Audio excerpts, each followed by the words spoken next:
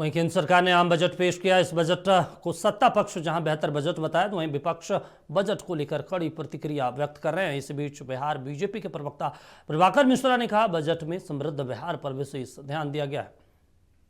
आम बजट में बिहार के विकास और समृद्धि का विशेष ध्यान दिखा गया है। इस बजट को देखकर महागठबंधन के बड़बोले नेताओं को अब समझ में आ जाना चाहिए कि सिर्फ बड़ी बड़ी बातें और हवाबाजी से बिहार का विकास नहीं हो सकता। इसके लिए विकास का जज्बा और मजबूत इच्छा शक्ति चाहिए, जो सिर्फ एनडीए सरकार और पीएम मोदी में है। केंद्रीय बजट में धार्मिक विरासतों का उन्नयन से लेकर रोजी रोजगार और आवागमन सुविधाएं शामिल है।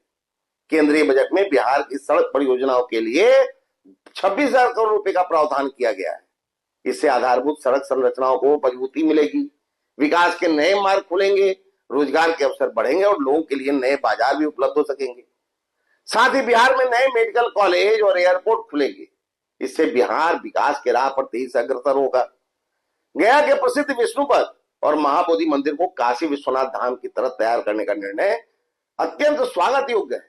इससे पर्यटन और रोजगार दोनों के अवसर बढ़ेंगे।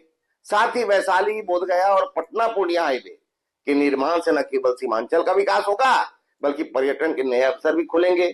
कुल मिलाकर देखा जाए तो इस बजट में बिहार के विकास के लिए 1 लाख करोड़ से भी अधिक की राशि सौगात के रूप में दी गई है।